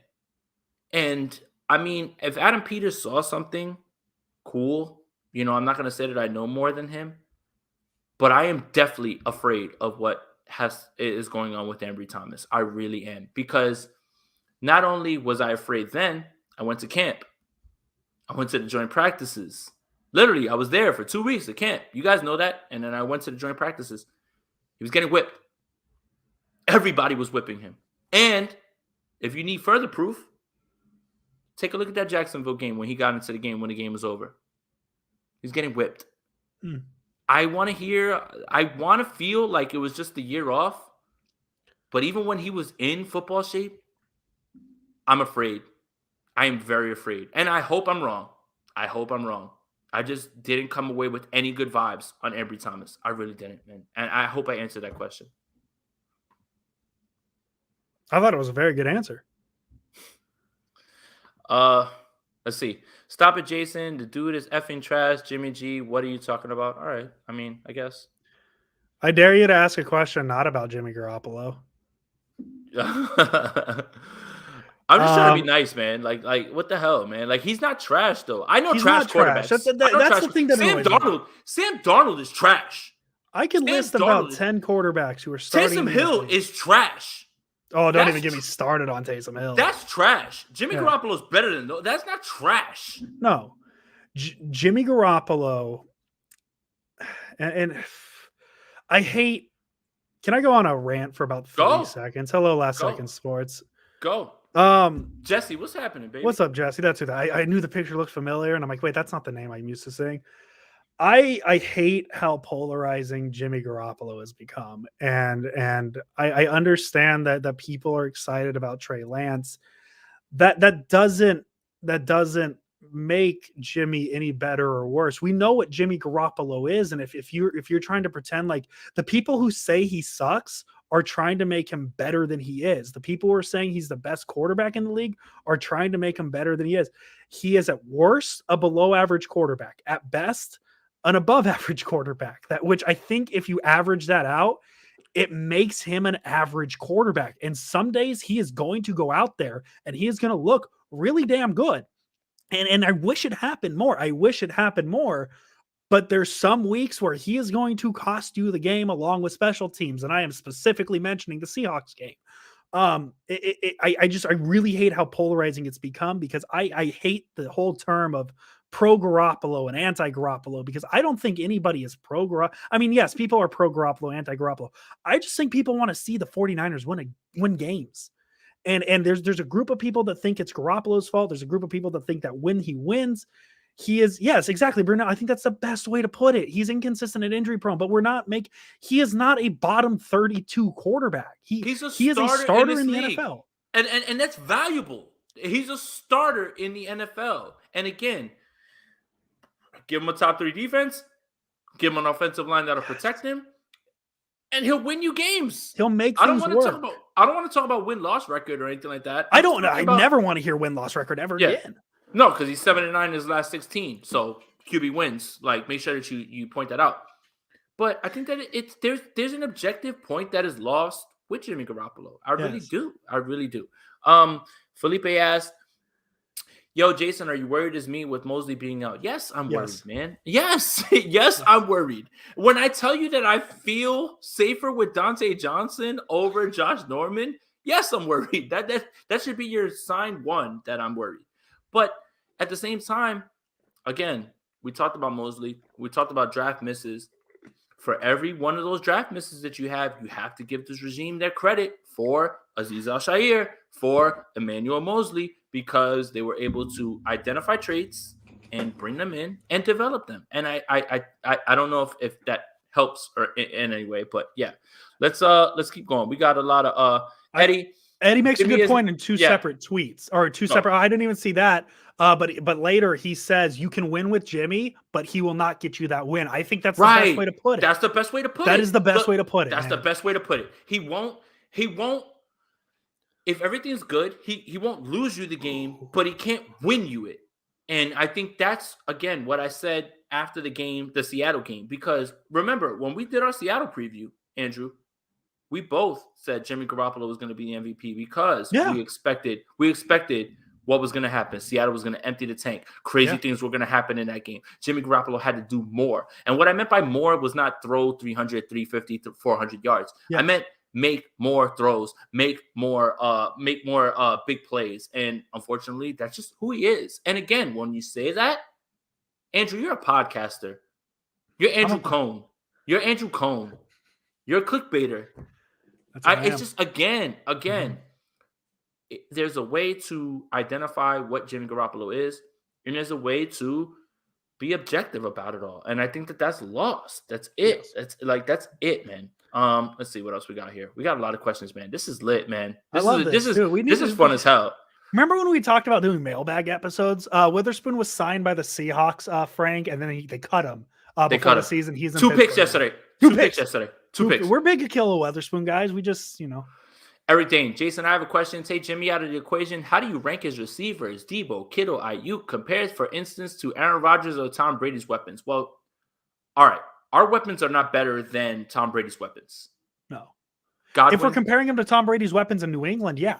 No. Right now, no. The same weapons that Cam Newton had, whatever. That's a whole other rant. The same weapons that Cam Newton had, that Tom Brady had, if we're talking about those, then they far exceed those. But you're talking about Godwin, Evans, and when AB isn't putting out vaccination cards that are not real, and Gronkowski, I don't think that is close in that regard. But Debo, Kittle, and Ayuk are far better than Adams, MVS, Tunyon, Randall Cobb, for sure. Like, that's not even really close. But again, good quarterbacks lift. Aaron Rodgers lifts those guys, right? Like, MVS can't catch a cold, right? Like, when it's thrown right to him. But he makes him look good on certain plays, right? And in that way, when you're framing it in this way, Tom Brady's weapons, if AB are on the field, is on the field with Godwin and Evans and Gronk, good God. Like that's incredibly hard to stop. And with their offensive line too, like that whole situation down in Tampa is why they're a World Series, a Super Bowl team. I was going to say World Series because you're wearing a World Series shirt. I miss baseball. I'm just throwing that out. Apparently, it's fine. Baseball's not a real sport. We're good. My question basically is: do Kittle and Debo make Jimmy look better than he actually is? Yes, Eric. Yeah, it helps. And I think the Niners need a quarterback who flips that. Yeah. I think the Niners need a quarterback who makes Debo and Kittle better. Because if they get one of those guys and to think Debo, yes, Jimmy is the best quarterback. Hey, listen, man, Lombardi is big on that take right now. I've been saying it for years. So like the OG Jimmy is a very good like QB sneaker. This guy has been saying that for years now. I want my credit. That's it, man. We've been saying it. It's amazing though, because I know we're talking about a quarterback sneaking. Oh my God, Andrew. But like, it's amazing how like 4th and 1, 3rd and 1, how damn consistent he is at getting that for like, it's to a point where they're going for 4th and 2 sneaks now. And Jimmy's just like, yeah, I got this. So like, I feel good about it. I love it. I honestly, I just want Kyle to just run a drive where it's just sneak after sneak after sneak just to see where it goes. I'd be interested. Shout out to Luke, man. He's always showing love. Appreciate you, buddy, for the donation. Players develop off the field. Aziz Eman. What's up, Jay and AP? He's talking about us. Yeah, man. I mean, for every swing and miss that you get in the draft, you get Aziz and you get an Emmanuel Mosley, and you have to give the credit to this regime, and you have to give them their props, man. I mean, like I said, I'm off the Terry McLaurin, Jalen Hurd thing. I'm on the you let Javonte get drafted in front of Trey Sermon trade. That's my new axe to grind. I think that's going to be way worse than special teams now at this point. We got more questions. I'm loving this. I'm having a good time. No, this is a blast. I mean, it's not even questions, man. If we got comments that we want to feed off of, how many times did Tom Brady need to orchestrate a last-second drive to win a playoff? I don't know. A lot of times. I don't know what we were talking about when that was made, but yeah. Jimmy's also the best I've ever seen at finding the open man. linebacker. Okay, actually, can I try and just give you analysis on that one interception? Go for it. Because it's what I noticed. So this is like, so if we're talking about ability to watch tape and see what we're looking at, Mm-hmm. I would be the Jimmy Garoppolo of watching tape to Jason's Joe Montana, right? Jason knows what he's looking at. No, not Joe Montana. I would say, all right, if we're gonna do that and you're Jimmy Garoppolo, I would just say that I'm just like a tier above that. Like I'm not like God level. No. Rich is the Joe Montana. Yeah, you're like the Jeff Garcia. That's fine. That's perfect. That's perfect because it came out of nowhere and everybody's fine with that. I'm good with that. The one thing I noticed from the angle that shows the offensive line, and maybe this is maybe it's an issue with Jimmy, and maybe it's just something I'm looking into too much. But if you watch that angle, and this is the interception to Wagner, not the interception down the field to Diggs, it's a play action. So Jimmy snaps the ball and turns his back instantly, and he turns around, and the first thing his eyes look at is Wagner. The first thing his eyes go to is Bobby Wagner, and he instantly looks away to I believe the pass was to Jennings, and he locks onto Jennings and throws it right into Wagner's eyes. And I don't know, Jason, maybe I'm asking you a question. Like, to me, that's a processing issue because he saw him, his eyes hit him, and it's almost like he didn't process it quick enough. Because it was like, listen, this is a one read throw to Jennings. I'm going to just get it to Jennings. I know it's there. And he didn't, he just didn't process that Wagner was there because the first place his eyes go, and I could pull up the video right now if I need to, actually, because I have that video, is he instantly looks at Wagner and just doesn't process. So, like, I don't know if that's a bigger issue, but it exists. It's there. It's predetermined, and I think that's the issue more than anything. It's not about going through. It's not about going through. It's like he's like, okay, this is it. I know that this play is in here for me to go ahead and hit that, and he just goes ahead and throws it. Sin, I'm glad that you brought this up because someone else brought this up. Who is the backup that you would bring up behind Trey Lance because he is going to be the starter? Sin, this would be my answer. This would be my answer. If you were going to bring in a backup right now, it would be Andy Dalton. I would love Andy Dalton to be the backup behind Trey Lance. That would be perfect. That would be perfect. I know that, we've had our clubhouse bouts about it, but he's too good looking to be an Andy. He's Andrew Dalton now. That shout out Angie. Shout out Angie, but it's Andrew Dalton. Angie Sunshine is spooning over that beard. But I would say Andy Dalton, man. I would think that he comes in, he brings you nothing. And look, here's another thing. Kyle wanted him. Yeah. Kyle was one of the 35 two-arm quarterbacks that Kyle wanted to bring in this offseason. So I would say Andy Dalton would be a perfect backup to Trey Lance. I have a good backup name. He'd be cheap. He's coming off an injury. You probably get him on a 1-year deal to be the backup. Jameis Winston. I just want the jersey. Kyle. Kyle, I know you're still here. Just please. How do you bring Jameis Winston in and not start him though? Because Trey Lance, like, I love Jameis Winston with all my heart, but if the Niners sign Jameis Winston and start him over a guy they traded 2 first-round picks to get, I'm not happy personally. I just want Jameis to be there. Okay. Jameis needs to get a ring, and when the Niners win it next year, he's going to get a ring. Well, let's hang out for like maybe 5 more minutes. We're already at an hour and a half. We're at an hour and a half, dude. Dude, my girlfriend's not even home yet. That's where I'm going tonight. So, like, all right. Well, I got time. Look at Andrew flexing on me because guess where I'm about to go is go lay down after this is over. Good for you, man. Well, I'm congrats on the go there and hang out, do nothing. Jason, I know what you're gonna say. You don't need to continue. We're at 153 right now watching live, which means we've gained like 25 people. So algorithm time, let's talk about it. If you are new here, you have never been on this YouTube channel, and you don't like me and you just like that Jason guy, this is Jason's YouTube channel. You can subscribe, you can like, you can send it to the algorithm. And Jason does a lot of content. He also, per sources, has a Patreon account.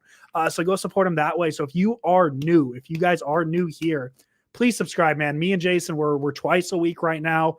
I'm trying to get that elusive invite to the post game shows that Jason does. What? You didn't want to show up last week, and all I did was yell and throw my back out. So here's my thing. So I'm apartment hunting right now. I had one scheduled during the Seahawks game that got canceled. I have another one scheduled for the Bengals game, so I actually can't do this Sunday. Elusive invite. It'll just be me yelling at the camera when Jimmy Garoppolo throws 2 interceptions to the underneath linebacker. Next Sunday. We'll see. Falcons game. Falcons. Falcons game, which revenge game for Kyle Shanahan. I mean, the last revenge game for the Shanahan against the Falcons didn't go great. So no, it didn't. That's that was why 19. it needs to be this right now. Yeah. So hey, guys, if you guys got more questions, like shoot them. We'll take a few more. I figured we got a good amount of people in here, so we got to plug the YouTube channel. Jason, I have a question for you that I'm trying to make up off the top of my head. Go for it. I don't know. I tried. It was a poor effort. All right. So here's the thing. I'm trying to be bigger on TikTok, and I need the 49ers to win so I can use that MJF. Yeah, I could use that MJF mid. It's called the Midwest because everything in it is mid. Skyline chili. Mid. Oh, mid. Grant Cohn doesn't like chili. I learned that today. I mean, what does Grant Cohn like? I mean, I'm tired of that Jimmy hater, man. I'm gonna stop going on his show, man. More than anything, I am tired of it, man. I really am. Like, stop talking about my quarterback like that. I really am, man. Sunday's game over under. Ooh, I like that. Ooh. Let me pull this up. What is the over under? Pull it up. 49ers Bengals betting lines. This is post Sprint Red Option podcast, so we could talk about all the degenerate gambling we want right now. I don't do over unders. I do prop bets, and I lost my $2,300 win last week. Just yesterday because Ben went over the yards and Kirk went under, even though all things pointed to Kirk smashing those yards, especially the way that game started. Goodness gracious, I hate football. I don't know how updated this is, but the over under is 47.5. The Niners are -1.5. And DJ rummed. We'll talk about the heater here in a minute. Wait, that fireplace? The fireplace. It's a fireplace. Because Andrew's rich. Andrew's rich. No, he's not rich. We'll talk about that in a second. We'll take the question on the board. 47.5. So that would be what, 25 or 24 tied over.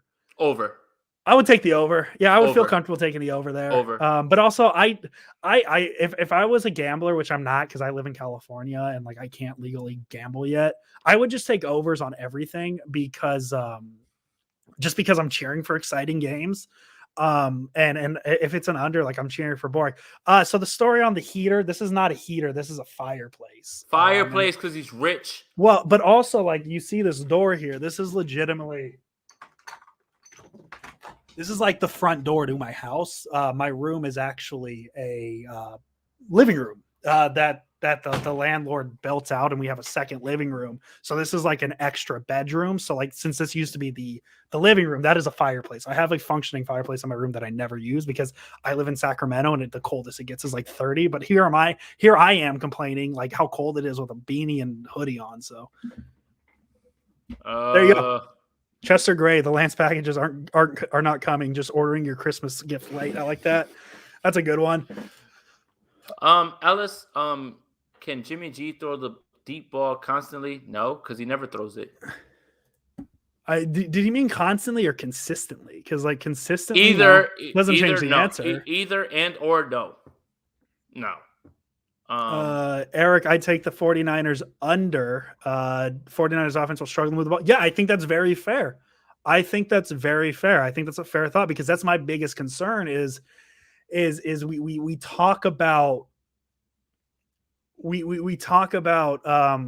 the Niners, building off the run and no Elijah Mitchell. This is going to be a hard game for the Niners to run. So if this is going to be a big scoring game for the Niners, this is going to have to be a Jimmy Garoppolo game. It's going to have to be a Jimmy Garoppolo game. And I think it will be. But yeah, we're at an hour 35. It's already 10 o'clock on the East Coast. Oh, I forgot you're on the East Coast. Which means East Coast dads need to shut it down, go ice their back down and everything as well too. So one more thing before I say, make sure you like this video. Make sure you subscribe to the channel. Make sure that you hit that notification bell and when we go live. Appreciate everybody that stuck around. This really went up a little bit after we passed the audio portion. Appreciate everybody that's in here. Appreciate everybody who's been sending comments in. This really means a lot. I don't think that you guys really get how much this means for you guys because you're helping me take care of my little one. And for people who are like, oh well, you're just like screaming into the void. No, this is a moneymaker now at this point. And just by you watching, just by you sending in comments, just by you sending in that likes and bringing it to new people, you guys are doing me a service. Super chats I'll never count on, and I am super humble and grateful for. But just you watching, and just like, here's another thing. If I can go on a tangent, when I started this channel, I never really understood why people would want to hear what I had to say. Yeah. And to know that people tune in, I see the same names in here in these chats.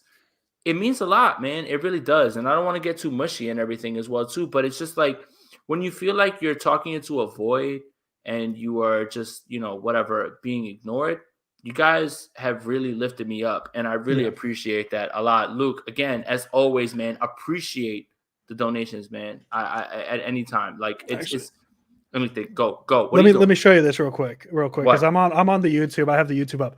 That is a preview we did. You can't really see it. That is our Washington football team preview from last year. Mm-hmm. That is a video that is 11 months old. That has 118 views, Jason.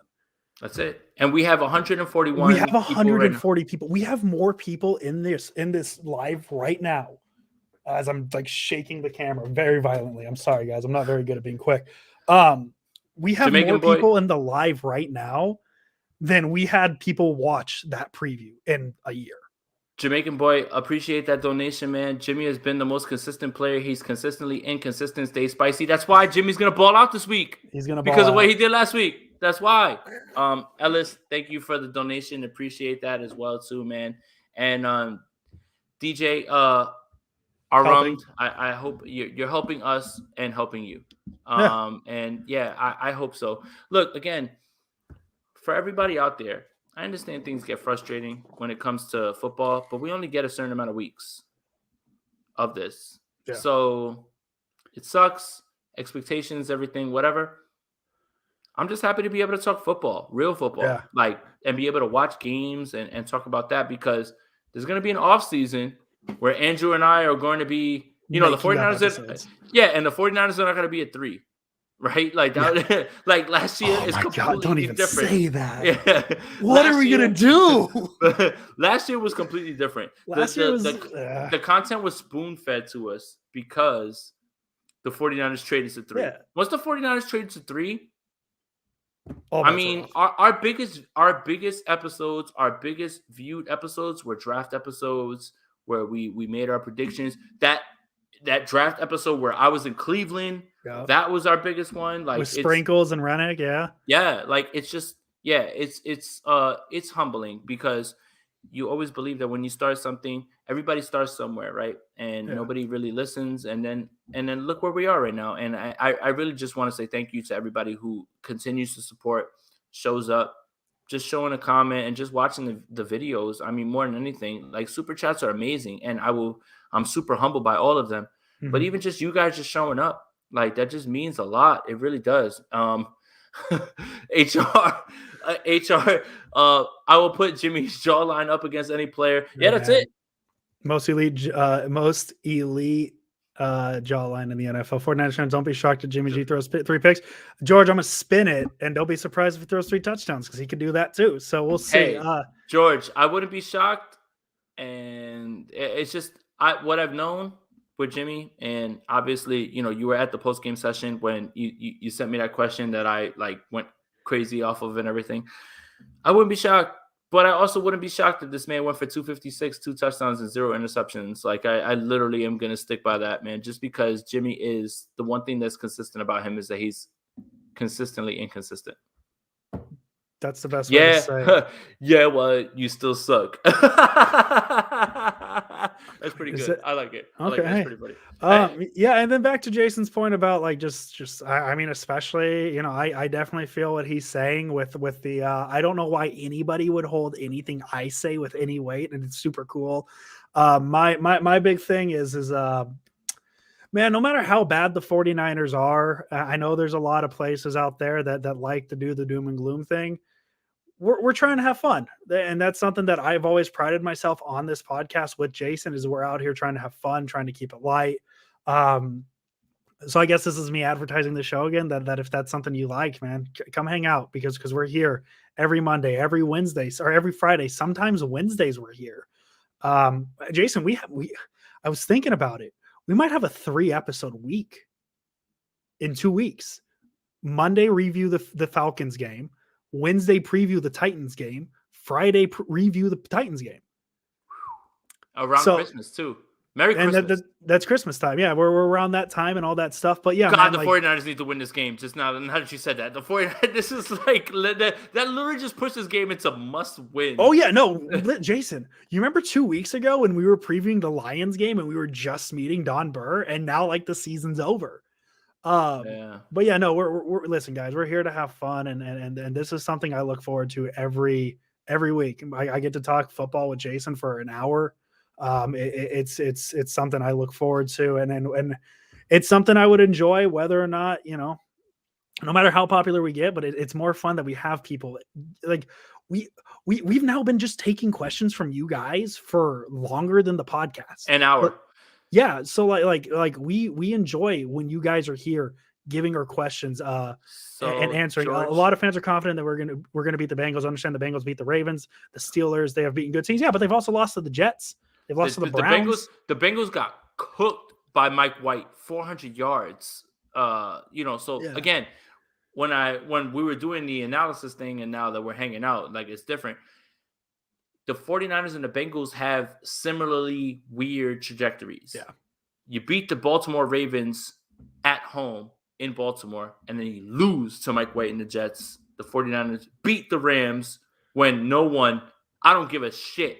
And I'm going to curse. I don't give a shit how many After people. hours. Yeah, I don't give a shit how many people believed that they were going to beat the Rams. Nobody really believed that they were going to beat the Rams. Oh my God, that was the thing. Oh my God, people on Twitter were like, your favorite podcaster had the 49ers losing to the Rams. Like everybody had the Rams beating the 49ers. So don't give me that. But yeah, I mean, it's a little bit different, George, I've never seen your name, so if you've been here before, I apologize. But Jason Apostate he's pulled up. He's pulled up for the post game. He's pulled up for live. So I don't know. I don't know if Jason says this for lives. The NFL is such a week to week season. I mean, you look at. I mean, I know this isn't the best comparison, but the Vikings just won last night, following a loss to the Lions. Like it's such a week to week sport that I wish that logic worked because it would be more clear. Hey Jesse, what's the Niners record when they score more points than their opponents? I forget. And we'll end on that. And we'll end on that. Jesse, the second you send that, we're ending. So we need to know what the Niners record is. Please send it soon because we got to go. Jason's tired. Things like that. So like, and maybe we'll do this more often. Maybe we'll do Sprint Right Option podcast after hours and hang out and talk and have fun because this is fun, man. I wish during the podcast we could have more because when we're doing the podcast, it's just Jason and I taking a couple questions because we have these shows planned out and all this conversation. George, I love George. I love this. But all I'm saying is you have to be concerned and aware. We was not like that with Seattle. That's why, yeah. Absolutely. Yeah, but Seattle, for Seattle, so that game, and look, George, I'm not trying to go at you or anything like that. We kind of went into that game with the whole Murphy's Law thing. Anything that would go wrong could go wrong, and anything that could go wrong did go wrong. Yes. And they emptied the tank. And Seattle season's over. That was it. That was their Super Bowl. So, again, Baltimore lost to Cincinnati in Baltimore. Baltimore lost to Pittsburgh in Pittsburgh. But Baltimore's better than both of those teams. So I don't want to get hung up on losses, wins, things like that. Like, that loss felt so impactful, and obviously I yelled until my back, flew out. It was more just because of the opponent. Like, if the 49ers would have lost that game and they were playing the Los Angeles Chargers, everybody would have been fine with it, or not as angry. Not fine. Everybody would have been a little bit easier with it. It was just Seattle. It's just who it was, right? That's the thing. So. No. Again, George, Debo Samuel might not play. George. Jimmy G needs. Yeah, appreciate you, man. Jimmy G needs to run. Without that, we're going to struggle. That's all I'm trying to say. Keep that aware. Hey, watch this. Go download the Sprint Right Option podcast. We talk about that. We absolutely talk about it because you are absolutely right, George. You are absolutely right. Here it is, Jesse. Jesse, Niners 6-0 when they score more points than their opponent. That's the key stat. DJ Arund, I don't know how to say it. Andrew, need tips on keeping warm? Yes, please send me all your tips. We're gonna leave because if Jason and I have a really good ability of just keep on talking, and like if we fall into this trap, we're gonna be here until like 2 a.m. my time. Right. So find me on Twitter. My @ is @PasquiniAndrew. You see it there. And if you don't follow Jason, follow him on Twitter, on Instagram. He posts all the good stuff. Be sure to follow him wherever you can find him. He might block you. So I don't know. No, Jason, let's go. It's already been almost 2 hours. Let's go home. Let's go home. This isn't. Go ahead.